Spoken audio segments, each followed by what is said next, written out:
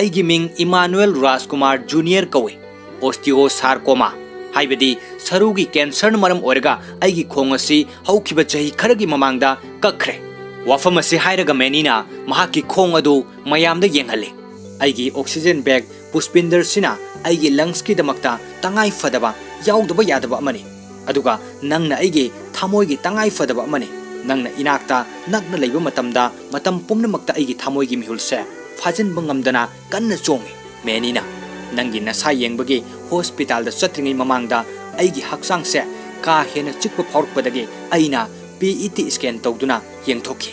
Report ꯑꯗꯨꯗ Christmas ꯇ꯭ꯔꯤꯒꯨꯝꯅ ꯃꯉꯥꯜ ꯐꯥꯎꯔꯦ ꯑꯁꯨꯝꯅ ꯍꯥꯏꯔꯒ ꯃꯦꯅꯤ ꯊꯃꯣꯏꯒꯤ ꯑꯋꯥꯕꯁꯤꯡꯗꯣ ꯎꯠꯊꯣꯛꯇꯅ ꯈꯪꯖꯤꯟꯅꯕ ꯍꯣꯠꯅꯖꯩ ꯃꯦꯅꯤꯒꯤ ꯍꯛꯆꯥꯡꯒꯤ ꯐꯤꯕꯝ ꯀꯥ ꯍꯦꯟꯅ ꯁꯣꯛꯆꯤꯜꯂꯛꯄꯒꯤ ꯋꯥꯐꯝ ꯑꯁꯤ ꯇꯥꯕꯗ ꯀꯤꯖꯤꯁꯨ ꯑꯋꯥꯕꯒꯤ ꯃꯊꯛꯇ ꯍꯦꯟꯅ ꯑꯋꯥꯕ ꯑꯃ ꯑꯣꯏꯔꯝꯃꯤ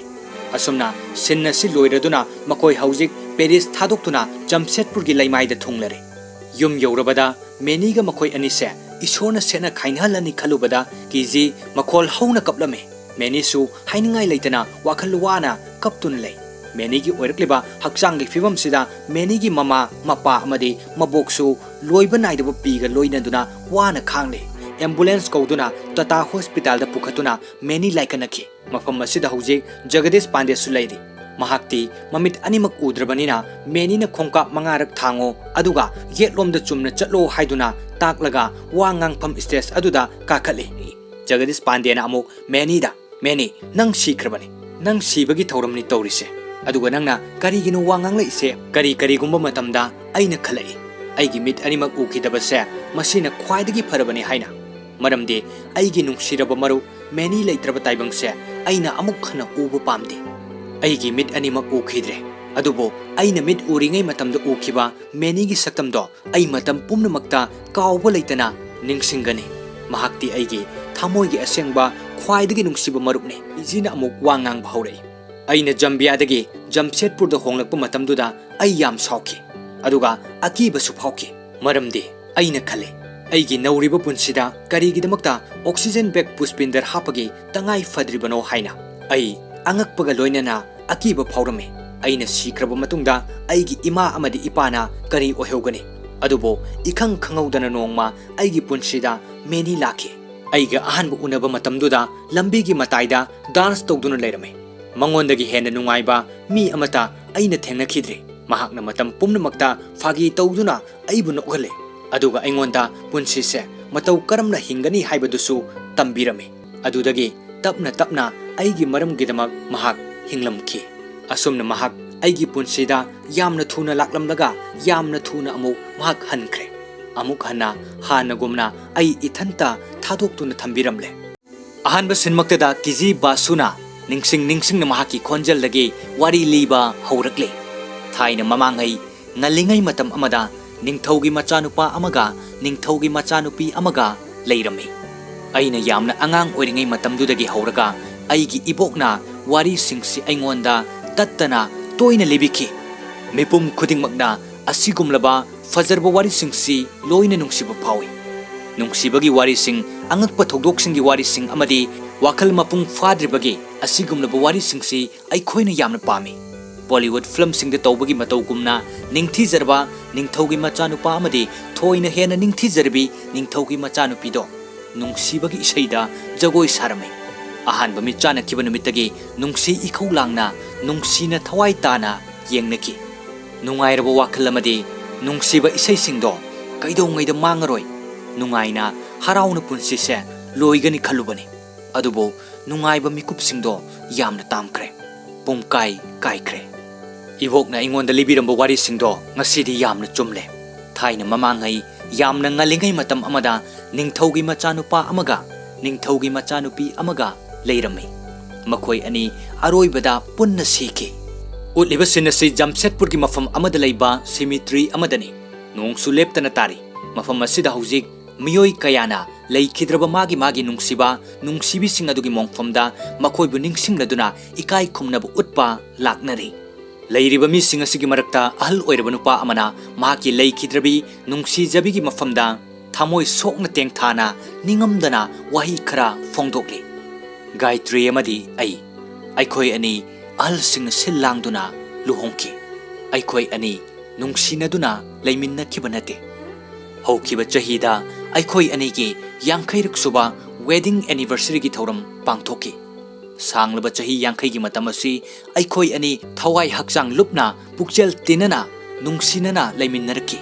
ꯑꯩꯈꯣꯏ ꯑꯅꯤ ꯑꯃꯅ ꯑꯃꯕꯨ ꯏꯀꯥꯏ ꯈꯨꯝꯅꯗꯨꯅ ꯑꯋꯥ ꯅꯨꯡꯉꯥꯏ ꯈꯨꯗꯤꯡꯃꯛ ꯁꯔꯨꯛ ꯌꯥꯃꯤꯟꯅꯗꯨꯅ ꯂꯥꯛꯈꯤꯕꯅꯤ꯫ ꯑꯩꯅ ꯐꯃꯨꯡꯗ ꯂꯩꯔꯤꯉꯩꯗ ꯑꯌꯨꯛ ꯈꯨꯗꯤꯡꯒꯤ ꯃꯍꯥꯛꯅ ꯑꯩꯒꯤ ꯆꯥ ꯄꯨꯔꯛꯈꯤꯕꯅꯤ꯫ ꯑꯗꯨꯕꯨ ꯑꯩꯕꯨ ꯊꯥꯗꯣꯛꯂꯝꯂꯒ ꯃꯍꯥꯛꯅ ꯑꯩꯉꯣꯟꯗꯒꯤ ꯍꯥꯟꯅ ꯆꯠꯈ꯭ꯔꯦ꯫ ꯋꯥꯍꯩ ꯈꯔ ꯑꯁꯤ ꯍꯥꯏꯔꯕ ꯃꯇꯨꯡꯗ ꯙꯔꯃꯒꯤ ꯑꯣꯏꯕ ꯂꯥꯏꯁꯣꯟ ꯇꯤꯟꯁꯣꯟꯒꯤ ꯊꯧꯔꯝ ꯄꯥꯡꯊꯣꯛꯂꯤ꯫ ꯀꯤꯖꯤ ꯕꯥꯁꯨ ꯍꯥꯏꯔꯤꯕ ꯅꯨꯄꯤ ꯑꯁꯤꯁꯨ ꯁꯤꯃꯤꯇ꯭ꯔꯤ ꯑꯁꯤꯗ ꯂꯥꯛꯇꯨꯅ ꯉꯁꯥꯏ ꯃꯈꯩ ꯑꯍꯜ ꯑꯃꯅ ꯇꯦꯡꯊꯥꯕꯒꯤ ꯈꯣꯟꯖꯦꯜ ꯑꯗꯨ ꯇꯥꯗꯨꯅ ꯅꯨꯡꯉꯥꯏꯇꯅ ꯃꯆꯤ ꯑꯃꯗꯒꯤ ꯌꯦꯡꯗꯨꯅ ꯂꯩꯔꯤꯕꯅꯤ꯫ ꯀꯤꯖꯤ ꯕꯥꯁꯨ ꯍꯥꯏꯔꯤꯕ ꯅꯨꯄꯤ ꯑꯁꯤꯗꯤ ꯊꯥꯏꯔꯣꯏꯗ ꯀꯦꯟꯁꯔ ꯃꯥꯌꯣꯛꯅꯗꯨꯅ ꯂꯩꯔꯤꯕꯅꯤ꯫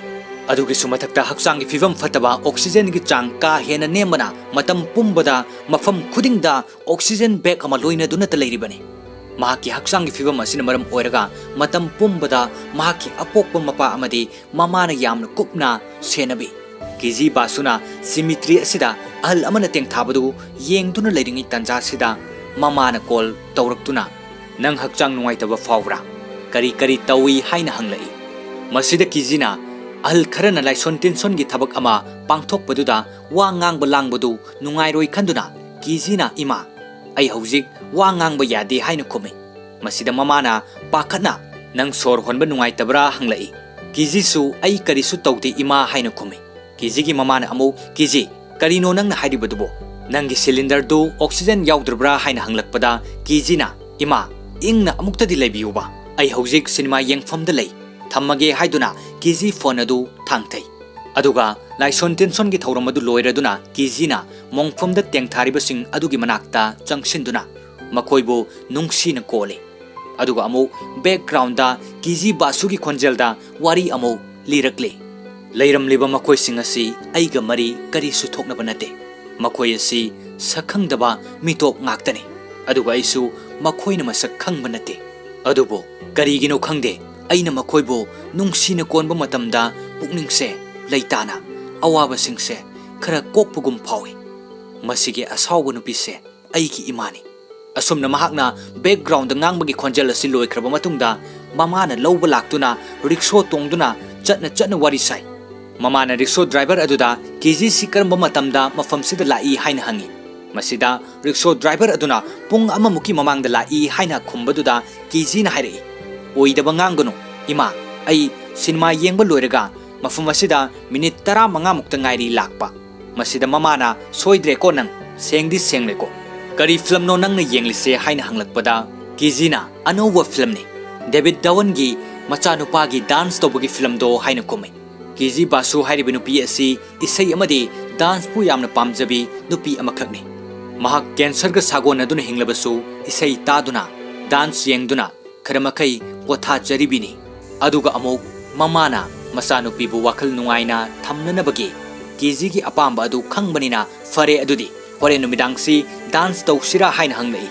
ꯀꯤꯖꯤꯁꯨ "ꯌꯥꯏꯌꯦ ꯏꯃꯥ" ꯍꯥꯏꯅ ꯍꯔꯥꯎꯅ ꯅꯣꯛꯇꯨꯅ ꯈꯨꯝꯃꯤ꯫ ꯃꯇꯥꯡꯁꯤꯗ ꯔꯤꯛꯁꯣ ꯗ꯭ꯔꯥꯏꯚꯔ ꯑꯗꯨꯅ ꯑꯃꯨꯛ "ꯑꯗꯨꯒꯤ ꯃꯃꯤꯡꯗꯨꯒꯤ ꯐꯤꯂꯝ ꯂꯩꯇꯦꯗ" ꯍꯥꯏꯅ ꯍꯥꯏꯔꯛꯄꯗꯨꯗ ꯀꯤꯖꯤꯅ "ꯅꯪꯅ ꯊꯧꯒꯗꯕꯗꯣ ꯑꯗꯨꯝ ꯊꯧꯕ ꯌꯥꯗ꯭ꯔꯥ? ꯋꯥꯔꯤ ꯁꯥꯟꯅꯕ ꯑꯁꯤꯗ ꯅꯪꯅ ꯌꯥꯎꯔꯛꯄꯒꯤ ꯀꯔꯤ ꯃꯊꯧ ꯂꯩꯕꯒꯦ?" ꯍꯥꯏꯅ ꯍꯥꯏꯔꯝꯃꯤ꯫ ꯑꯗꯨꯒ ꯕꯦꯛꯒ꯭ꯔꯥꯎꯟꯗ ꯑꯃꯨꯛ ꯀꯤꯖꯤ ꯕꯥꯁꯨꯒꯤ ꯈꯣꯟꯖꯦꯜꯗ ꯑꯃꯨꯛ ꯋꯥꯔꯤ ꯂꯤꯔꯤ꯫ "ꯑꯩꯒꯤ ꯏꯃꯥ, ꯑꯩ ꯑꯃꯗꯤ ꯔꯤꯛꯁꯣ ꯗ꯭ꯔꯥꯏꯚꯔ ꯗꯨꯔꯒꯦꯁ, ꯑꯩꯈꯣꯏ ꯑꯍꯨꯝ ꯋꯥꯔꯤ ꯁꯥꯗꯨꯅ ꯑꯄꯤꯛꯄ ꯂꯝꯕꯤꯗꯨꯗ ꯌꯨꯝꯗ ꯍꯜꯂꯛꯈꯤ꯫ ꯖꯝꯁꯦꯗꯄꯨꯔꯗ ꯑꯩꯒꯤ ꯑꯄꯤꯛꯄ ꯇꯥꯏꯕꯪ ꯑꯃ ꯂꯩ꯫ ꯑꯩꯒꯤ ꯃꯤꯡꯅ ꯀꯤꯖꯤ ꯕꯥꯁꯨ꯫ ꯀꯔꯤꯒꯤꯗꯃꯛꯇꯅꯣ ꯍꯥꯏꯕꯗꯣ ꯑꯩꯉꯣꯟꯗ ꯍꯪꯂꯛꯀꯅꯨ꯫ ꯆꯣꯛꯊꯔꯕ ꯆꯅꯩꯅꯔꯕ ꯑꯩꯒꯤ ꯇꯥꯏꯕꯪꯗ ꯇꯔꯥꯝꯅ ꯑꯣꯛꯂꯤ꯫ ꯑꯌꯨꯛ, ꯅꯨꯡꯊꯤꯜ, ꯅꯨꯃꯤꯗꯥꯡ ꯃꯇꯝ ꯈꯨꯗꯤꯡꯃꯛꯇ ꯍꯤꯗꯥꯛ ꯆꯥꯗꯨꯅꯇ ꯂꯩ꯫ ꯑꯌꯨꯛꯇꯒꯤ ꯍꯧꯔꯒ ꯑꯩꯒꯤ ꯏꯄꯥꯒ ꯂꯣꯏꯅꯅ ꯅꯦꯁꯅꯦꯜ ꯖꯤꯑꯣꯒ꯭ꯔꯥꯐꯤꯛꯀꯤ ꯆꯦꯅꯦꯜ ꯌꯦꯡꯉꯤ꯫ ꯑꯩꯅ ꯈꯜꯂꯤ, ꯑꯩꯒꯤ ꯏꯄꯥꯁꯦ ꯃꯤꯑꯣꯏꯕ ꯍꯥꯏꯕ ꯖꯤꯕ ꯑꯁꯤꯗꯒꯤꯗꯤ ꯁꯥ ꯎꯆꯦꯛꯁꯤꯡꯗꯅ ꯍꯦꯟꯅ ꯅꯨꯡꯁꯤꯖꯩ꯫ ꯀꯤꯖꯤꯒꯤ ꯃꯄꯥ ꯑꯃꯗꯤ ꯃꯃꯥꯅ ꯇꯤꯚꯤ ꯌꯦꯡꯂꯕꯁꯨ ꯀꯔꯤꯒꯨꯝꯕ ꯑꯃ ꯇꯧꯔꯕꯁꯨ ꯑꯋꯥꯕ ꯂꯩꯅꯥ ꯑꯃꯒ ꯂꯣꯏꯅꯅ ꯍꯤꯡꯂꯤꯕꯤ ꯃꯆꯥꯅꯨꯄꯤꯕꯨ ꯍꯔꯥꯎꯅꯕ ꯅꯣꯛꯅꯕꯇ ꯍꯣꯠꯅꯖꯩ꯫ ꯃꯃꯥꯅ ꯀꯤꯖꯤꯗ ꯆꯥꯅꯅꯕ ꯈꯔ ꯏꯟꯅꯕ ꯀꯤꯖꯤꯒꯤ ꯃꯅꯥꯛꯇ ꯆꯪꯂꯛꯇꯨꯅ "ꯀꯤꯖꯤ, ꯁꯤ ꯆꯥꯊꯣꯛꯑꯣ, ꯌꯥ ꯀꯥꯊꯣꯛꯑꯣ" ꯍꯥꯏꯗꯨꯅ ꯀꯤꯖꯤꯗ ꯏꯟꯕꯤ꯫ ꯀꯤꯖꯤꯅ "ꯏꯃꯥ, ꯑꯩ ꯆꯥꯅꯤꯡꯗꯦ" ꯍꯥꯏꯗꯨꯅ ꯌꯥ ꯀꯥꯊꯣꯛꯎ ꯌꯥꯗꯕꯗꯨꯗ ꯃꯃꯥꯅ "ꯃꯁꯤ ꯅꯪꯅ ꯌꯥꯝꯅ ꯄꯥꯝꯖꯕ ꯆꯤꯖ ꯀꯦꯛꯇꯨꯅꯤ" ꯍꯥꯏꯅ ꯍꯥꯏ꯫ ꯀꯤꯖꯤꯅ ꯃꯃꯥꯗ "ꯑꯩ ꯆꯤꯖ ꯀꯦꯛ ꯄꯥꯝꯗꯦ" ꯍꯥꯏ꯫ Mamana kamdong na nang cheesecake pamdribano. Nang se Bengali aseng wana tabra haina hairaga atoppa kiji na chana na ba asapot semli. Aduga background da amu kiji gi khonjelda aigi imana khale aina pamba atoppa asapot singdo pijarabadi saruda khudong thiba thokpa yai haina. Maram asinani Bengali gi cheesecake pijanaba tawribase aise soidana diabetes na halagadabani cancer na hatringaida. Hoi chume ai cancer patient thyroid cancer masigi cylinder se aigidi khwaidagi nakna loinaba tinaba marupne masida aigi oxygen yauribani masina aigidi thaujal pumnamak pinabiribani adubu masigi weight asina aibu awaba ma oihandabadi natte masi Dr. Jana aingonda pinabiba sangbana ba atia amani aduga hojik Dr. Ja gi manakta mapaga loinana kiji check chatli Dr. Jana hai nangse yamna thongna leibi nupini aduga matam sangna thongna leina nasakana leikini haibase aina thajai asumna hairaba matungda background da kiji gi khonjal da amu ngangli ai thongna leiba kanbado ai pamde ai normal oina mayamna hingnariba punsi asigum hingba pami normal nupi macha amana nokpa adugumna ai su nokpa pami aduga mayamna thengnariba normal oiba maramgi kappado ai pami aina khwaidagi sauningba ngangingbase nupi singna yamna ka hena kouba skirt setpa lujadaba mongda phirol setpa sini ai su college sigi khwaidagi masak phajaba nupaga loinaba ai gi damakta lepibado ai su pami adubo masi aina khanjaba khakta mangaire ai gi hero hairagadi ai gi oxygen cylinder asina ai gi lepiribasi mangaire aina khale ai se maithiraba misak amani pumnamaksi aingonda tamlamdrabasu ai gi thaujal oinaba ama khaktang dilai ai Abhimanyu birka unaba pame makse ai gi favorite musician amani adubo apamba khuding makse soidan thungani phangani haibadi leite fare ngasigidi yare ai khoi hayengdi unagadra kiji basugi choktaraba atoppa chanainaba nonganbagi numit ama amo mathangi nonganbagi senda kiji lambida khongna tapna lai kijina asum lakpana lambigi matai amada nupa anina isai thaduna dance togduna leirame kiji di dance amadi isai da hanadagi ngaujaba thawai tajabanina mahakna leptuna mit kuptaba makai thawai tana yengduna lei lambigi matai amada dance togduna leiramliba nupa ani asi atai kana sunate amana taibang pal asidagi lapna chatkrabasu mayamgi thamoida adumak lengdana leiriba miyamgi Sushant Singh Rajput film asidana Emmanuel Rajkumar Jr. mayamna many harga hena khangnei aduga atoppa amasina many gi yamna naknaba marup Jagadish Pandey JP ni aduga dance tongna Jagadish Pandey na many masigi isai superstar Rajnikant ke isai ni haibasi audience singna khangadra haina hai masida many na Jagadish aikhoina mabu nungsibagi damak chumna so utkadabani tasengwa so adudadi Hindi da utkadabani Jagadish Pandey na matau karam nano hangbada menina aina nangonda utkani hairaga menina side class ta uriba nupi kiji da onsinduna dil bechara haiduna dance tawsili aduga amuk Jagadish Pandey da onsinduna JP aigi somatpa saktam ama unare haibada Jagadish na masidi nangumna ningthina semlaklaba maithongni yengbada masidi yai nakhoi animak tanja se manganganu yengna hauro asumna haibada menina kiji da amuk onsinduna yengbada kiji du yamna thuna satke aduga mathangi sinda ulibasi mayam tinba isai tokpham amada harmonium khongba amaga dulok thinba nupa amagana makoi anina thinna khongna isai sakri makoi anina isai sakpi mong sida tilliba mayam duna bottle ahang bu khunduna langsinare masidagi potjai singadu puduna manungda chensenki aduga isai silba asigi host atu tholaktuna artist singbu respect khara de tobiu haina mayam da hai aduga mathangda magic show utkadoriba asina kisanni haiduna kisan kowunu pa ama kauthorai kisan kowamiyoi asisu phi machet ama makutna noiduna thoglakpada makhoi ki mi amana kisan nangi sodu kona atoppa matam amada utlo haiduna manungda pusanki aduga matangsida many thoglai masida many bu khangbanu pi amana many stage tagi yamna thuna kumu natraga nangi napada call touraga haidu u haibra haina haibada many na haidu u call taw haibagi matagum number khara haijili aduga amo many na mem aigi ipana masi pambani haina hairaba matungda Many ne acting tawtuna like music haina lawi aduga music tharakuna dil bechara haina sehoba film sigi title song oiriba ningthi jarbai sei asida many na yamna ningthi jana ayengba singi pukning huna dance to bahore hariba mafam asida kiji su dance asi yenglibani ayengba singna many gi dance asi thawai hakchang yauna khoidana yengba matungda dance asi loisin khiduna mathangi nongan bagi sinda kiji na college tagi yumda hannana bagi mama na mabu lawba lakpa ngairingaida many na gari thodun laklaga kiji da wari saba hujilai aigi ming Emmanuel Rajkumar Junior haina haibada kiji so aigi mingna kiji basu kawi haina khumlaklamai masida kiji haiba wahi asi many na lan artha hankiduna ai nangonda soidana chupkani basu haina hairi aduga kiji na noktuna ai hana mamangda fagi tobuse amukta taraktri haina haibada many na amuk aina hairise fagi nate kanana nangi mingsi kisi haina tholino hangi maduda kiji na kisi haiba nate kiji haibani masi jambian gi mingni haina haibada many na adubu karamba planet no haina hangi kiji na khume jambian se Africa da lay ai mafamdu da pokpane masida many na hairei adudi nangi naral natene aina lanba oirammene kiji haibagi artha sibu karino ai sum khangingdana hangbani kiji na matam pumna makta nanga loina bangaklo amani haina khumi aduga many na gari adu start tawduna lao ai thinbiram lage haina hai kiji na aina thokpa chacharage haina khumbaduda karigino hangi aduda kiji na nangi nasaktu yengbada yamna natai chadaba mi male nangse yengbada serial killer male masida many na aina serial killer ama oire aduga nangna serial kisser ne ibani se jura chanare haina hairakpada kiji na mamito lauthoktuna yengduna lei matang sida rickshaw tongduna mama laklaga kiji da kaurei kiji su rickshaw da kakhat ke tawe matang sida amu many na kiji gi mama da hi Mrs. Pasu ai kiji gi anoba boyfriend ni haina hairakpaduda kiji su mama su ngakna yenglaga rickshaw tongduna chatke many su makut haiduna lehowi aduga amu kiji basu gi khonjalda background da amu wangang le kari guma matamda su aise mayamga chap manana hinglibagum khanjaba yaurei Emmanuel Rajkumar Junior gi mong matauda henjinba manba lamket lamhaiba manba matau oina urabasu magi matauda yengningba amadi pole aduna mabo aina tathi haiduna lapthokhan kibadi ai pamde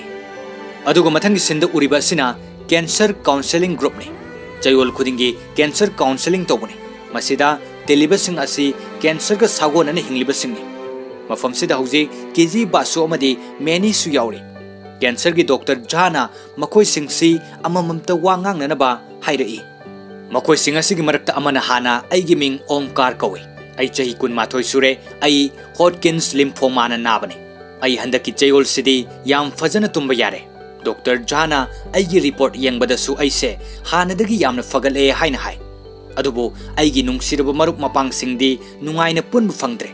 makoi ga wari watai sanaba koiba chatpa khuding makto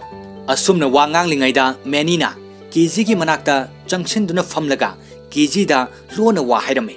nang aigi film ama act tawgera masida kiji na kari haiba haina hanglei many na khume aigi marup Jagdish Pandey ga aiga aikhoi anina film ama semli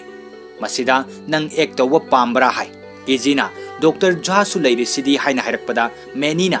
mana film sida yawu yaroi masidi nupi gi role ni haina khumi aduga kiji na Emmanuel Rajkumar Junior wangang li sida yengo haina hairakpada many na nangdi aigi mingse yam thuna khanglamine haina hai asumna ngangna ringaida Dr. Jana mathangdi kana amuk wangang gani haina hairi Jagdish Pandey na ai amuk ngange sar hairi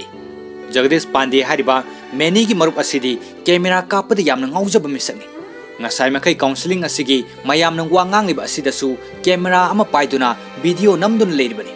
Mahakna wangang lamdai asidasu camera asi masada onsan jaduna namlibani masida Dr. Jana karigino nangna numit chuppa ama camera da namnaga leiri dubo hairei Jagdish Pandey amo sir aikoi film ama sembani hairakpaduda Dr. Jana asengbara hanglei masida Jagdish Pandey na asumbani sir aikoi na yamna fajaba maming chatpa film ama puthokani aduga mayamna su soidana pamnagani sir aikoi gi film se asumna ngayak noktuna wangang naraba matungda Jagdish Pandey mahak masagi maramda amuk wangang ba horei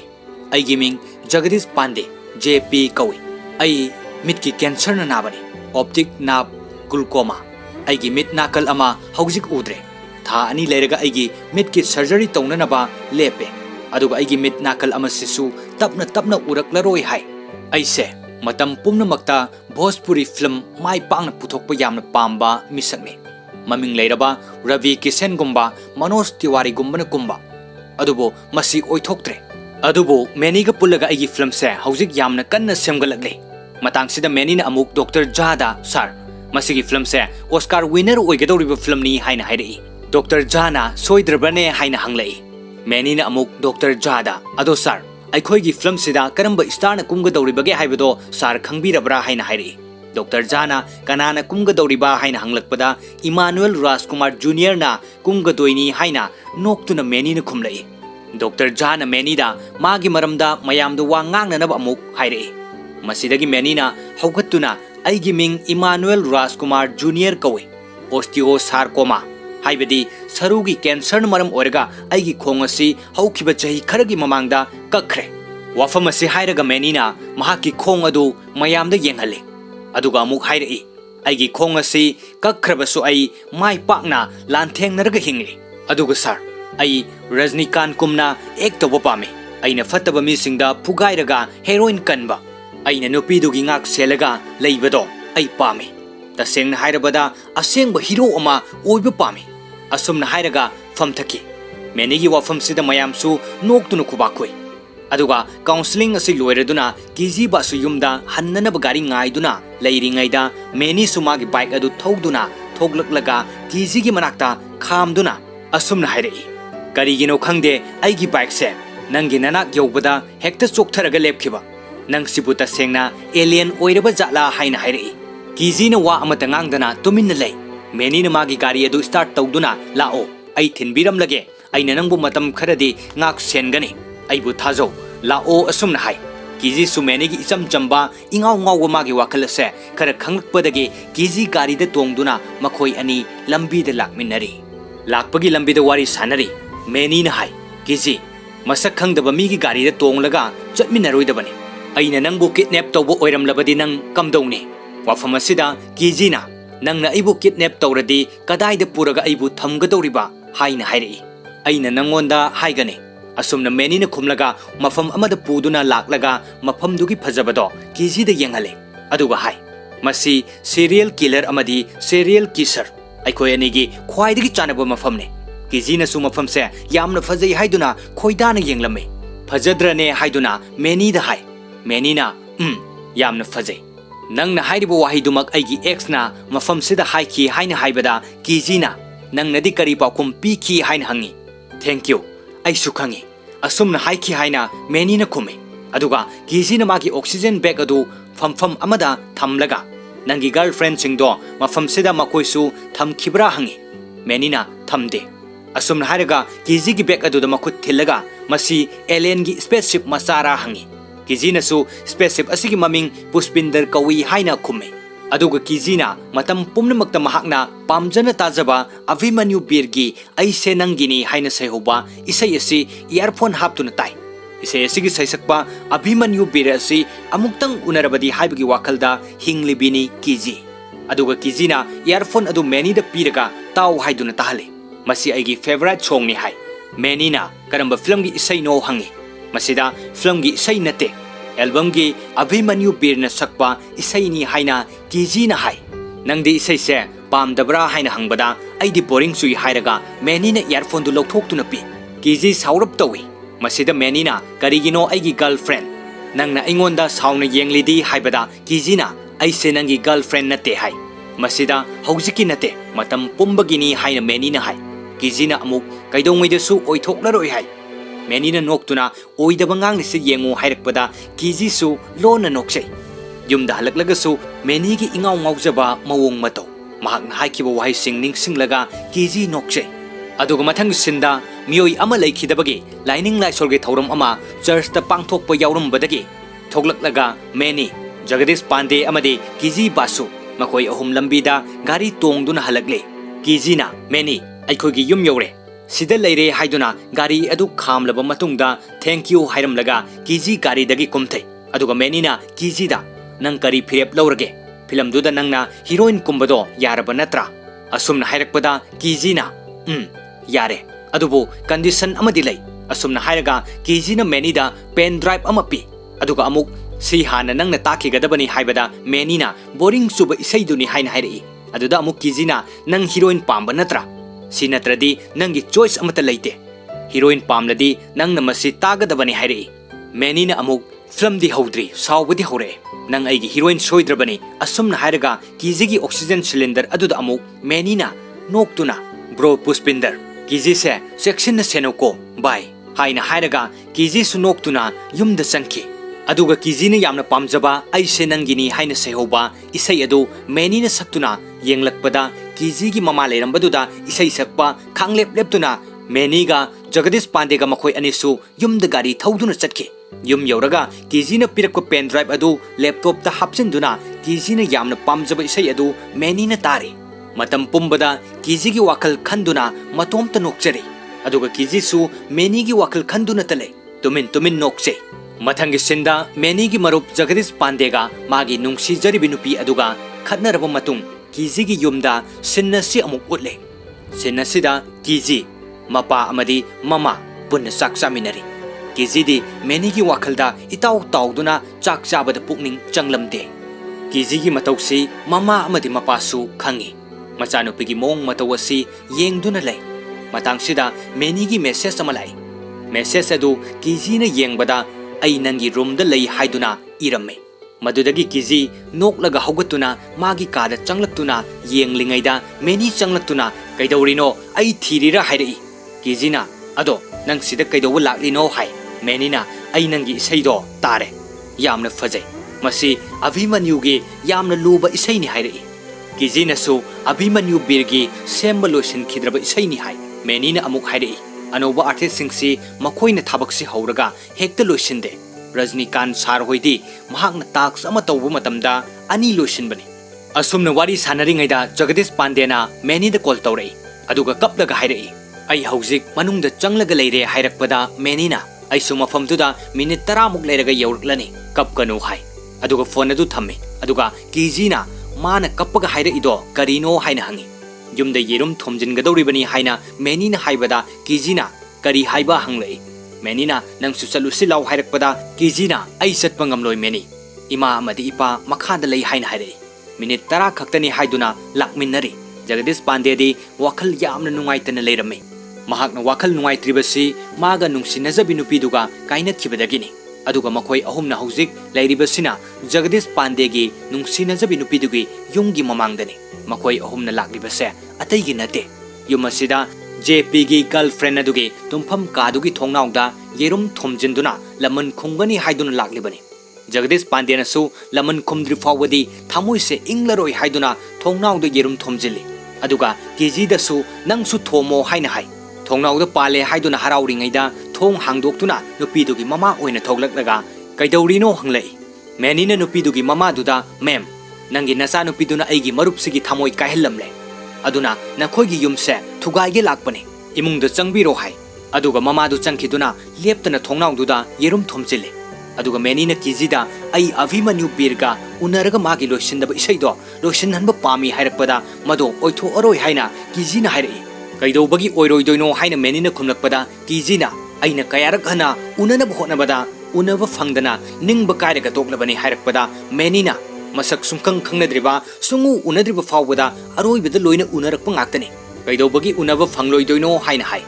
अदुगा कीजीना I Karamba मतमदा film नंबा हौदोइनो हाइरकपदा मेनीना हराउना Jagdish पांडेदा अखोइगी heroine लेरे कीजी बासु ममिंगसि ताबदा लैबाक पुंबा ममिंग चटकदोइनी हाइना असुमना हाइबदा जगदीश पांडेना अदुगी याम फतबा नखोइ मफमसिदा आइगी लमन खुंबा लाक्पिरिरा नत्रगा नखोइ अनिगी नुंगसी वारी सानबा लाक्तिरा हाइना हाइरकपदा मेनीना सोइख्रे असुमना हाइदुना कीजी थोमसे हाइदुना येरुम पाइदुना अमुक थोमे अदुगा मथंगी सिंदा मखोइगी film shooting हौननबगिदमक film अदुगी मागी scene सिंग अदु चेदा इथोक्तुना थेतुना थम्मी थेतलिबा चे सिंग असिदा yellow colour ना highlight तौरिबा सिंग असिना मेनीना कुंगदौरिबा scene सिंगनी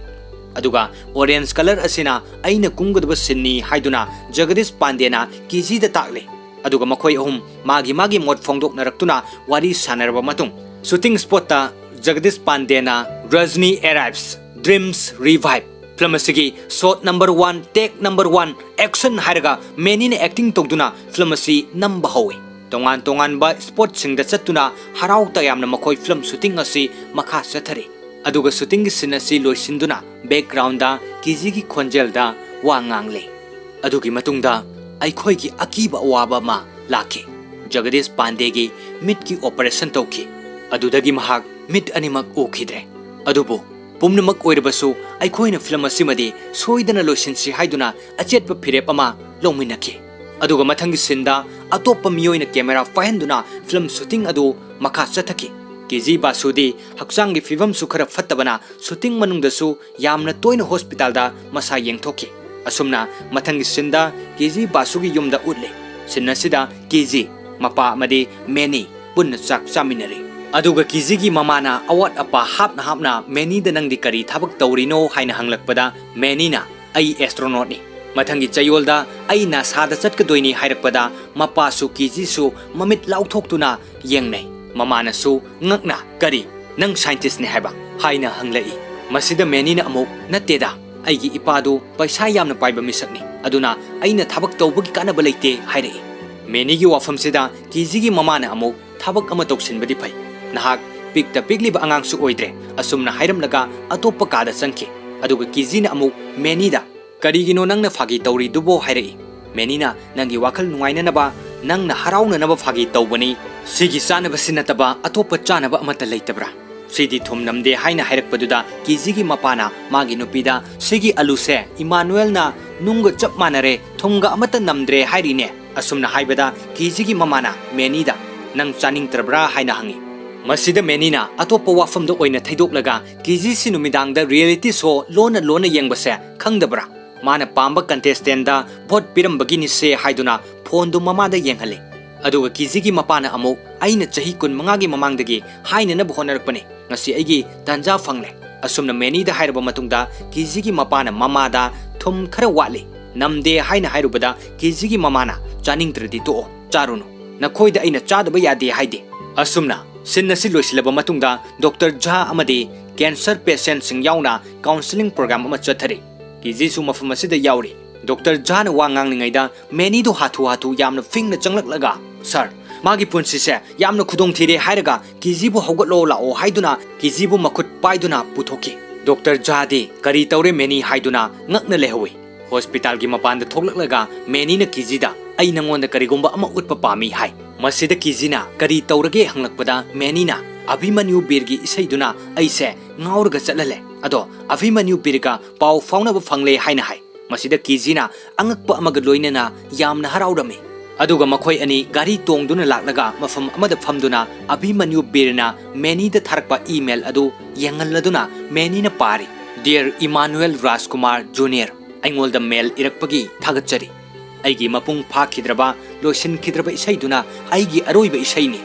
नंगी वाहंगी पाखुम हाइरगदी इसैदो काउथोक्रो अइ इसैदो मपुंग फाना लोसिनबा ngamlaroy sar मरकसिदा अमुक मेनी न केजीदा माना अइंगोंदा सार कौरे इसै येंगो असुमना नोकलगा हाय अदुगा अमु मेल अदु मखा अमुक पाइ मरम असिना नंगी वाहंगदुना पाखुम पीखिदबसे अदुम निंगसिंगलनी अदुबो नंग अमदि नंगी मरुप केजी बासुना अइबु खंगलंबा अमदि अइगी इसैबु पाम्बिरमबसे अइ यामना नुंगाइबा फावे ममल यामनबा अदोंगी ईमेल गिदमक अदोंबु थागचरी अदोंगी अभिमन्यु बीर ईमेल असि येंगलुबदा केजी इंगक ngakna हरावबा नुंगाइबगी ngमखै लेरमदे केजी बासु मागी युमदा हलकलगा अभिमन्यु बीरदा ईमेल थाननबगिदमक मागी लैपटॉप अदुदा मेल अमा इरी डियर अभिमन्यु बीर अदोमना ईमेल रिप्लाई तौबिरकपगिदमक अदोमबु थागचरी करिगिदमक्तनो हाइबा अइ खंगदे अदुबो नंगनदि खंगनी हाइबसे अइ खंगे अइ मतम सांगना हिंगदबा याय अदुगा नंगी इसैसिदा कनागुमा नुंगसिबा मिसक अमा मांगखिबगी ममी ताई इमा इपा अमदि मेनी मखोइना अइगी अवाबसे कोहनबा ngamlaroy अइ अदोमगा अमुक्ता उनबा पामी अदोम नुंगसिबिदुना KG बासुना हाइजबसे अमुक्तंग याबियो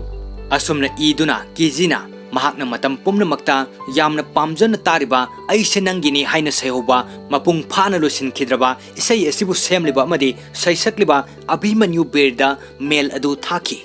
kiji basu se isai da natana dance tawsu yamna pamjabana makut thangatuna dance tawbagi acting tawduna leiringaida mapana changlaknaga khut sumaina tawgudaba nate khara thangatlu hairakpada kijina nangbu dance haibrane haina hangi masida mapana kaidawbagi hairoidoino hai engineering torokpa satra singdi loina haibani asumna hairaga mapa macha harauna nokminai aduga mapana nakhutu pirao sida lao hairaga mapana macha nupi kijibu jagoi tambiri aduga mapana kijida meniga punna jagoi saba chatminagera haiduna mapi ira chenduna mapana macha nupi kijibu nungsina konsinbi mapana tawriba khudingmakse ataigi nate nauribi macha nupi kijina asouba anaba amaga loina duna leibana masung mamanabi singum nungaina leiba phangjadre khanduna macha nupigi maning thunghanba pamba kijina nokna harauna leibado yengba pamba gini mathangi sinda jagoi saba chatnanabagi damak menina kijibu ngaiduna leiri kiji su thoglai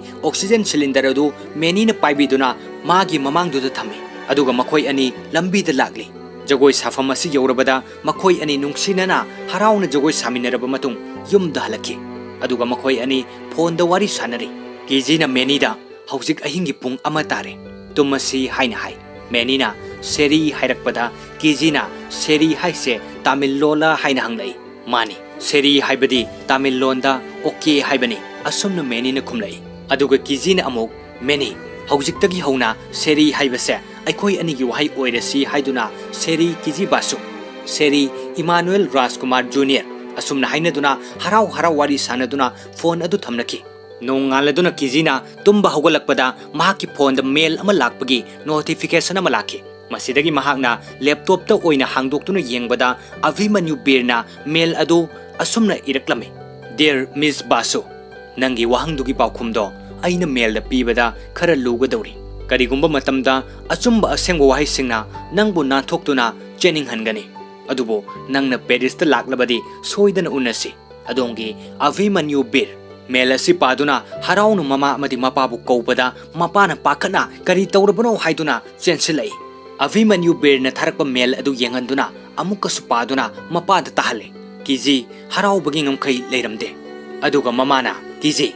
nangna meniga Paris ta chatpa yaroi nangna mabu masak fajana khangbusu nate asumna hairakpada kijina mamada amu ima nangna di mabu masak khangloi asumna hairai masida mamana khara saurapna karino nangna hairise nangna ingonda haina nabu honarise karino asumna hairakpada kijina ima yamna ka hena sawgalakanu hai mamana aina hairi singse serious oina haibani ka hena sawgatpa fingatpagi wanate nangsu amukta khalu nakhoi ani chatpa matamda nangi punsido kari thokani haiba ngamra asumna hairai aduga kijina mapagi manakta changsinduna papa ai Paris ta chatpa pami ai Paris ta chatke haina hai mapana asumna amo kiji nangi imana hairiba singsesu chume nangna tomta kamdongna chatkadoribano nangi nasado lam sangna chatpada wagani ngamloi haina harakpada kijina papa ai isase karisu tawtre asumna hai mapana amu phare adudi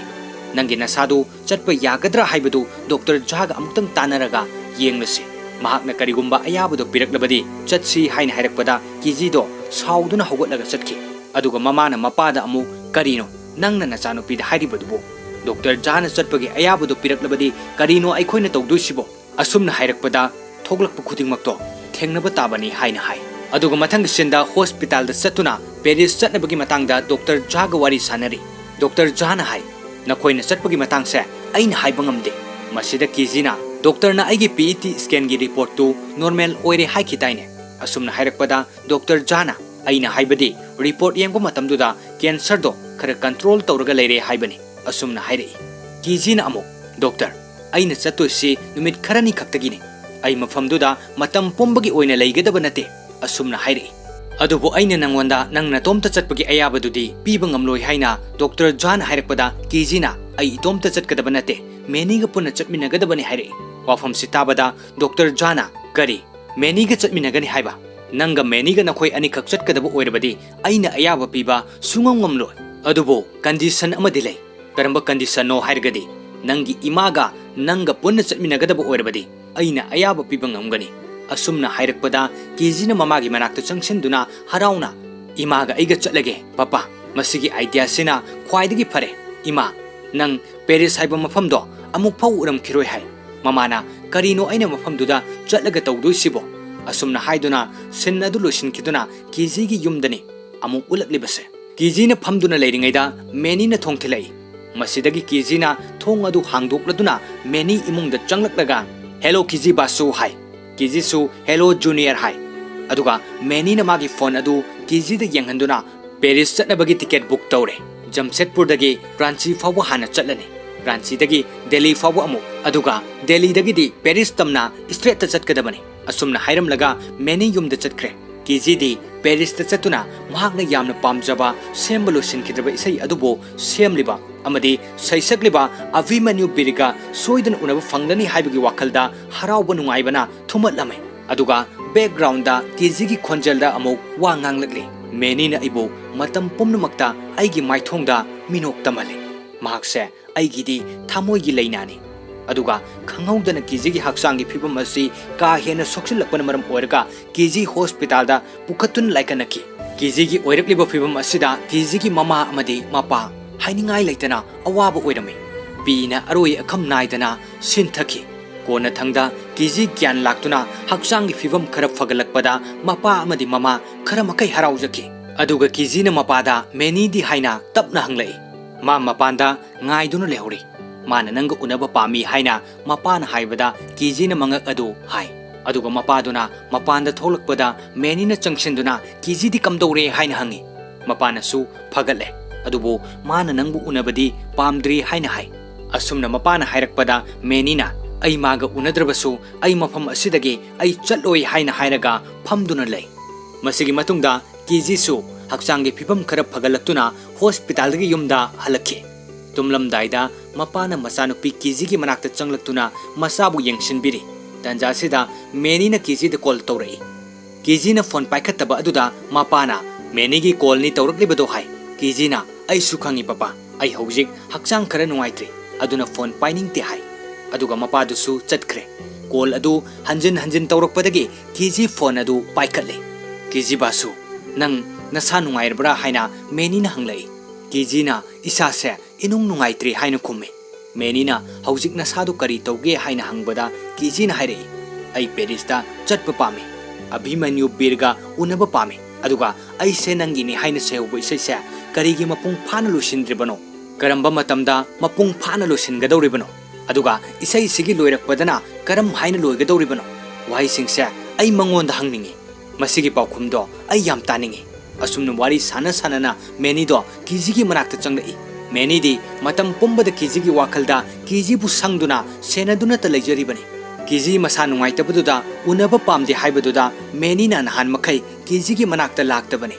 मेनीना कीजीदा आइना नंगबु आशा तौजबा आइना नंगिदमा खलिबसिंगसे कैदौङैदा होंगलरोय हाइना हाइरकपदा कीजीना many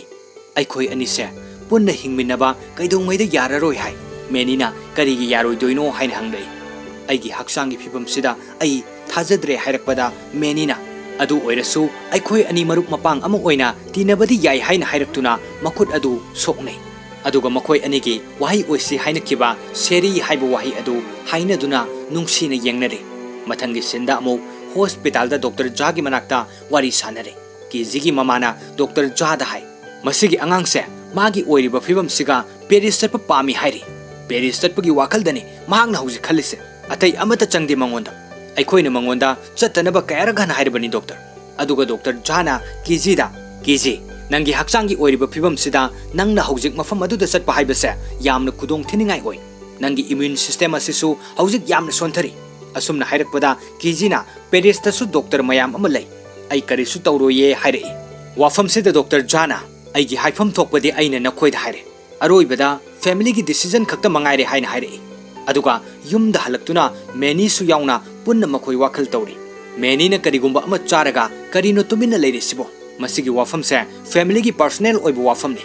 नलमद्रबदि आइना फिरेप लौरमबा याबनी हाइना हाइरई अदुगा ममाना कीजीदा लाओ तुमु लाओ हाइदुना कीजीबु कौसिनदुना Chunky अदुगा युमदुगी मपानदा फमदुना many अमदि कीजीगी मपागा वारी सानरी मपाना मेनीदा नंग कीजीबु नुंगसी चुम्मिको हाइना हंगबदा नुंगसीदे हाइबगी मतागुम मेनीना मंगक अदु नोमे Mapaduna amuk makha tarai. Ai khangi. Nangna mabu tasengna nungsijai haiba. Nangna khanjariba nangi wakalon singdo ai tasengna nangbu yaningi. Adubu magi hausik oiriba haksangi fivam se yam lui. Kizi se khara su pangjabani. Aduga meni na amuk hairei. Aigi khong operation tobu matamduda aigi ipada aina aigi khong se kakpigano. Aigi khong se kakrabadi matau karamna ai basketball sanagani haina haiki. Aduga aigi ipana aingonda karigumba khara hairei. Nang pangano haina. Ai panglambadi yai. Adubu mikuptuna aigi punsi se pumhong honganki. Aigi operation loiraba matungda ai basketball su sanaki. Adubu hanagumna ai hai singbadudi uthokpa ngamkhide. Aina chongkhatpa matamda nungaina chongba ngamde. Aina kanna chelingai matamdasu aise chelibani haiba phau khanglakte. Game ado mai thihali. Aduga karigumba marakta mai pakpa yaurukpada mai pakle haibage nungaiba amata phaukhide. Aingonda mapung phataba amadi adum phaujai. Abhimanyu bergi isai adugumna aigi manglan aigi asadi yamna chawi. Adubu aigi manglan singdo mang phaunabadi ngamkhidre. Kiji su magi apikpa manglan ama leijai. Tasengna magi apamba simadi ai thunganba pame. Ai khangi mahak haksangi fibam phatte haiba. Mahaki leiriba condition asida Paris ta chatpada kharadi khutong chaba watkani. Adubu kiji na pamjariba manglan tumadi mang phauna hanba pame. Asumna hairakpa meni ki wahai singsida kiji ki apokpa mapado mapi ira chena khangjinjai. Aduga mathangda uliba sina kiji ki mama amadi meni makoi ahum Paris ta chatnabagi damak kiji ki mapana airport ta thilakni. Aduga makoi ahum Paris khongchit ki damak Jamshedpur thadoki. Makoi haujik Paris ki laimaida thunglare. Lambi ki nak yatta leiba mafam sigi phajabasing yengduna taxi tongduna chatli. Asumna lakpana makhoina leigadab hotel amada haujik thunglare. Aduga kiji basudu dress hongdoktuna tholakpada mamana yamna phajai. Nangna unaba chatkadoribasa Abhimanyu berra natraga menira haina noktuna hairei. Kiji su mamagi wahaida noksei. Aduga amuk makha tarai. Nangna seliba dress to nangna chahi nipan muk surakpa aduaida yamna pamjana setkiba dress ni. Nangna numidang wairam khudingi aduda adum setki.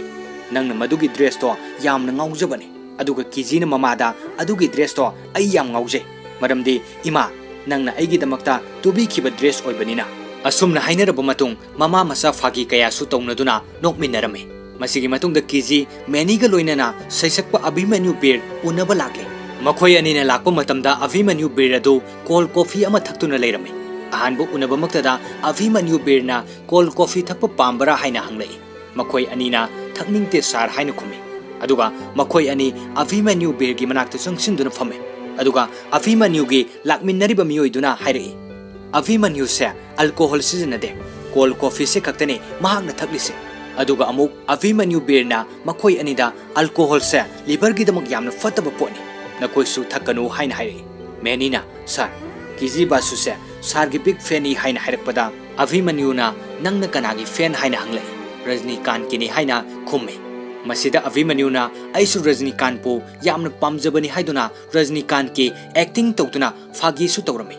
Matang sida kiji basuna sir aise nangin haiba sarge album isaido aigi khwaidigi pamjaba isai ni haina hairakpada aigi suni haina Abhimanyu na khumlai. Aduga muk kiji na makha tarai. Karigi damak isaido sarna mapung phana loisindribano haina hanglai. Abhimanyu na maram amana isai se mapung phana loisinanaba kauthukan khre haina khumai. Aduga noktuna hogotlaga leikhi. Abhimanyu gi mawong sida thawa sadaba mankini khanduna lakminnariba nupaduna nakhoi karisu khangano. Masi magi hainabi mawong matawni haina hairei. Aduga amuk kijina sir amuktadi haibiu haina hairakpada Abhimanyu birna amuk changsillaklaga phamduna hairei. Aigi ipana aigi imado hatki. Aduga phagi tawbani haiduna amuk nokthoraklaga aigi ipaga imaga animak nonga khre haina hairakpada kijina sir phagi do amukta lepiba yagadra. Aikoi sarbu unanabagi damak India dagi mafam asida lakjabani. Minute ani kaktang pukning sangna tasenggu pakhumdo pibiyo.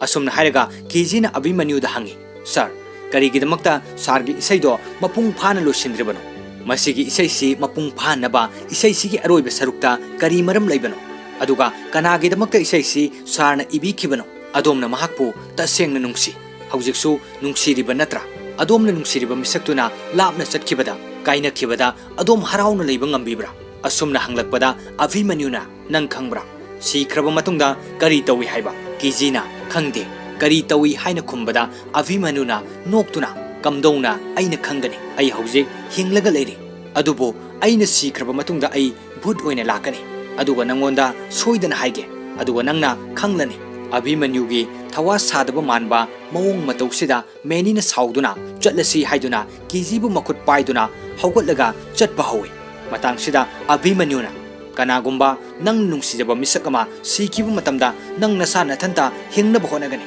अदुगा इसा इतंता suicide तौदुना सिजबा हाइबसी illegal ओय मसी आइनना यादे नखोय अनिगी मरक्ता अमा हाना सिखिबा मतमदा नखोय नोकपा ngamgadra असुमना हाइरकपदा many अमदे KG मखोय अनि hotel अदुगी मपानदा थोखि अभिमन्युना लाउदुना करीगिदमक्ता अइगी इसै मपुंग फाना लोसिंद्रिबनो हाइना हंगलिबदो मदुगी मरमदे पुंसिसे मपुंग फादे अदुगिनी असुमना कन्ना लाउदुना हाइरई अदुगा KG अमदि many मफम अमदा लाक्लगा वारी सानरी केजी ना हाइ महाकना हाइरकलिबदो अचुंबने मिपुम खुदिंगमक मागी नुंसिनजबा मिसक्तो मांगखिबा मतमदा कैदोंगैदा हराउना लेबा ngamloi मखोयगी हराउबा मिनोक्तो मांगखिनी मतौ करमना इमागा इपागना हिंगौगनी नंगना मतौ करमना हिंगौगनी अचुंबने पुंसिसे महाकी इसैगुमना मपुंग फादे वाफमसिदा मेनीना अइना नंगिदमक इसैदु मपुंग फाना लोसिनगनी अदुगा अइना इसैदु सकपा याई हाइरकपदा केजीना मसी फागी नति हाइ मेनीना नो ओ हाइना हाइ अदुगा फिल्म असिगी निंगथीजरबा इसै अमगा लोइनना केजी ममा अमदि मेनी मखोय अहुम पेरिस की तोंगान तोंगानबा निंगथीजरबा मफमसिंगदा चत्तुना येंगले मसिगी मतुंगदा केजी अमदि मेनी मफम अमदा लाक्तुना वारी सानरी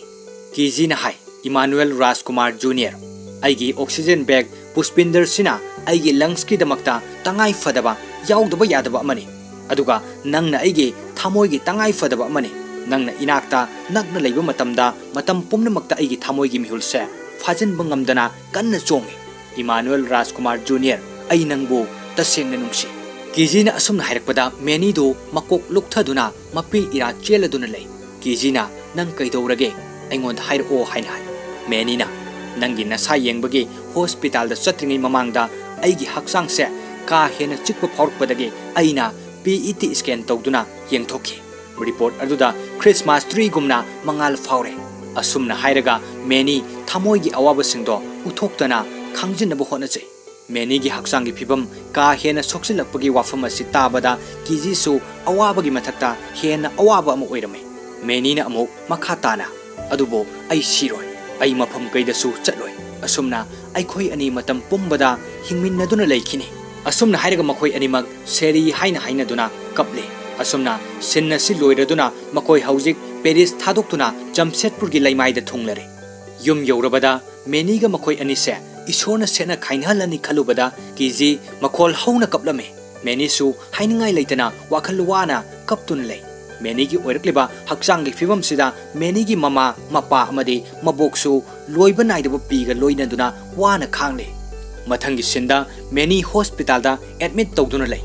केजी अमदि मेनीगी ममानबा जगदीश पांडेसु मेनीगी मनाक्ता लैदुना फागी तौनदुना नोकमिन्नरी असुमना मेनीगी हक्सांगी फिबम असि नोंगमा नोंगमगी सोक्सिलक्पना तंबंगमदबा फिबम अमदा लाक्पना मखोयगी नंबा लोसिंदना लैरिबा फिल्म अदु लोइसिंदुना मेमोरी ओइना थंबा पांबदगी केजी मेनीगी मनाक्ता लाक्तुना मेनी हौगलो नंगना इसे हीरोइन कुमहनगनी हाइखिबा नत्रा नंग काउथोक्लबरा हाइना हंगी मेनीना काउदे हाइ अदुगा मो केजीना जगदीश पांडेगी फिल्म दो कनाना लोसिनगनी असुमना हंगलकपदा अइना लोसिनगनी हाइरे केजीना करम कांदनो हंगी हौजिक हाइना मेनीना खुमे केजीना फिल्म दो हौजिक लोसिलहौद्रबदी कैदोंगैदा अमुक हना लोसिनबा ngamlaroi हाइरे असुमना वारी सानरबा मतुंगदा मखोयगी लोसिंदना लैरिबा फिल्म अदु नंबा हौवे फिल्म असिदा केजीगी ममा अमदि मपासु यावे असुमना फिल्म अदु मपुंग फाना नंबा लोसिनकी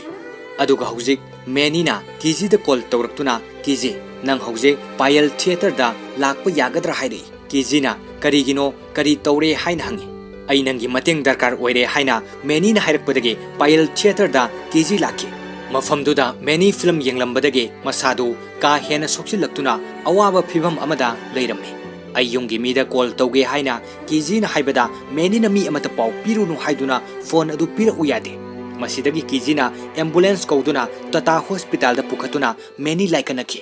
मसीगी मतुंगदा नुमित खरनिगी मतुंगदा मेनी सु युमदा पुथरखि अदुबो महक कयाम कुइना हिंदुना लेगनी हाइबदी हाइब ngamde केजी की इमुंग मनुंग हौजिक पुन्न चाक चामिनरी चाक चारिंगै तंजा असिदा मेनी न केजी दा कॉल तौरई अदुगा मेनी ना केजी बासु अइना नंगोंदा हाइखिबदो अइना सिरब मतुंगदा अइगी सिबगी थौरम पांगथोकपदा नंगना अइबु थागतपगी वहाई ngangadabani haidana ngangnanaba wado nang karimata iraga thamdribra हौजिक चर्च ता लाओ हाइना हाइरई मसिदगी चाक चारंबदगी केजी हौगतुना मेनी की मनाक्ता चर्च ता चटकी मफम मसिदा हौजिक जगदीश पांडे सुलैरी महाक्ति ममित अनिमक उद्रबनिना मेनीना खोंका मंगारक थांगो अदुगा येटलोमदा चुमना चटलो हाइदुना ताकलगा वा nganगफम स्टेज अदुदा काखले अदुगा यौरे हाइना अमुक हाइ केजीसु मफम मसिदा हौजिक यौरक्तुना करी तौरिनो हाइना हंगलई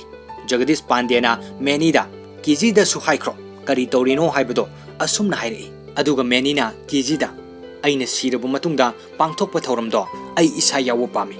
अदुम ओइनमक अइ मफम स्वाइदा भूत ओइना चटलगा अदुम लैगनी अदुगी हौजिक प्रीव्यू तौबनी हाइना असुमना हाइरगा जगदीश पांडेदा nganगबा हौरो हाइना हाइ अदुगा जगदीश पांडेना अइदि ngangnanaba करिमता सेम साहुद्रेने हाइना हाइरगा वा nganगबा हौरई मेनीसी चही 13 सोख्रे असुमना nganगबा हौरकपदा मेनीना अइदि चही 16 हाइना हाइरई जगदीश पांडेना अमुक मेनीदा मेनी नंग सिख्रबनी नंग सिबगी थौरमनी तौरिसे अदुगा नंगना करिगिनो वा nganglैसे हाइना हाइ अदुगा महाकी वा nganगबदो अमुक मखा तारई मेनीना चही 18 सुरकपदा अइगा मागा थेंगनखिबनी महाकसे किलरगी मिनोक नोहि अइगा मागा उनबा मतमदा अइसे माना पुंगसुम सुमतकी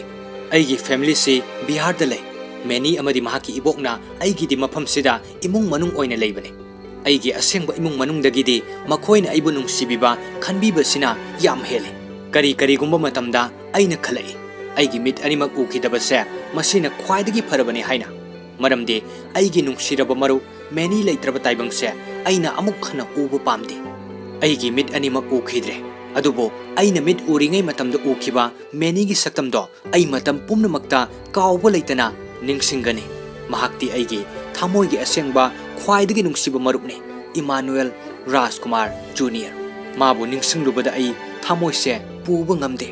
matangsida अइगी वा ngangbasi लोइसिनजरी असुमना हाइरगा जगदीश पांडेदु मखाद कुमथरई अदुगा मेनीना केजी बासु नंग अमुक वा ngango हाइदुना केजीना अमुक वा ngang हौरई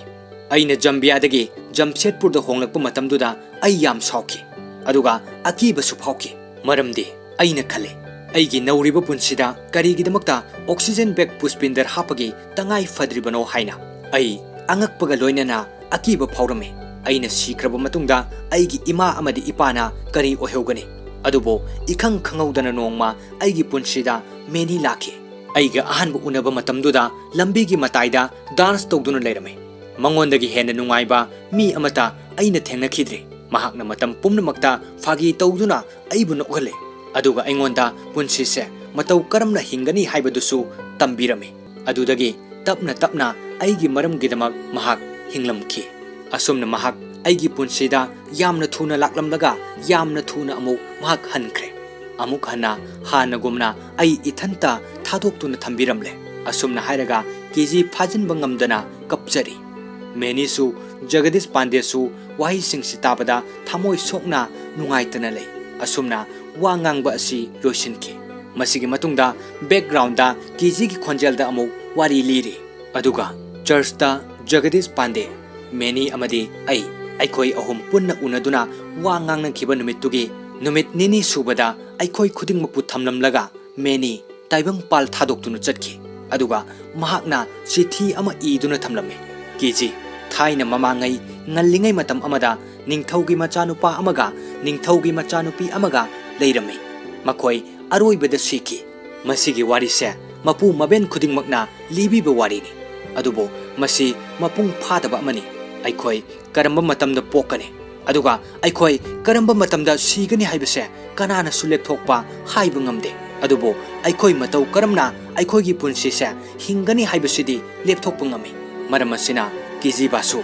मसिगे निंगथौगी मचानुपासे सिख्रे अदुबो महाकी निंगथौगी मचानुपीदुदी हिंखिनी अइखोय अनिगी वारी लैरि फावबदी असुमना मेनीने इरंबा चिठीदुगी मरोल असि पाब लोइरबा मतुंगदा मफम अमदा हौजिक मेनीगा मखोय अनिगी फिल्म अदु कापले मफम असिदा KG Mama amadi mapa punna film adu yengduna meni bu ningsingladuna mamittagi mapi taana kaple. Mafam asida yengliba mising asisu meni bu ningsinglaga mamittagi mapi sinthadaba amatta yauramde. Meni gi nungsina tinajaba amatta ngairaba maruk Jagadish Pandedi mamit animak udrabanina mafam asida laktuna film asi khonjel oina tajari. Kijina film asi yengna karigumba matangda taseng na mahaki mitmangda meni bu leiriboy khanduna harauna nokcharubasu yawi. Background asu ningthijarba isai amana ingna nungsina sakri. Masigi isai asinasu sinnasi yengbada awaba chainana thamoy yona palale. Meni na hairamba wahising tapna ningsingduna aroiba naidaba pirangna kiji thumatlame. Film asida meni na seri kiji basu haina hairakpada makhoi anigi wahi oisi haibadu ningsinglaktuna kiji su mangak nomduna mapi tana seri haiduna nungsiraba film asigi wari asisu ningamdaba China kayaga loinana matang asida loisinki. Heavy discount. Anova chahina lakpaga loinana sanaling generation art na miyam da yamna nungairaba paujelama pijari. Saukhatpagi khongjel da ngasidi resin art yaudaba yaraktre. Resin art ki kanaba miyamna thoidongna khangnarakpana ngasidi miyamna hena pamnarakle. Resin na frame tawkiba posaksing haibadi keychain, wall clock, bookmark, coaster, lohongbagi kundok pareng amadi photo na chingba adongi memorable oiba posaksing preserve tawduna matam sangna long life oina thambada masak karimata mangloi. Ising khara chongkibadi lairadana ising da punna lupsingdun thamba fawada akaiba karimata leite 100% waterproof oi. Khetatpa khotatpagi stress leiroi. Mingselna khajinduna ningthina leitengduna thamba posakum hena decorative oina taru tanana matam pumnamakta ugani. Adunadi mamal su hongba resin art na mafare. Asengba magni adongi apamba design da resin art ki matengna isagi natraga family gi photo frame chan biningba kondo preserve tawduna frame chan biningba masida natana adongi memorable oiba posaksing frame chanduna matam sangna thambiningba wall clock ta isagi natraga family gi photo hapiningba alphabetical keychain natraga photo hapa keychain amadi tongan ba makal gi posaksing adongi apamba moongda frame chanduna design tawduna hena decorative oiba moongda memory oina thambiningba singna ngasingmak contact tawbirau anoba chahina lakpa resin ge item khuding makta discount chauna pijari pakhang le sabising gi oinasu mamal yam dabida yamna decorative oiba moongda adongi nungsibi gi photo frame chanduna amadi wall clock ta isagi natraga family gi apamba photo haptuna gift fina horo soidana thungna bi horo mamal so hongba hena decorative oiba waterproof oiba long durability oiba hargadi resin art number fare ngasima contact tawbiraktuna adongi apamba item sing order toksin bi horo Sanalingjen resin art mobile number singdi 8413987885 natraga 8731810461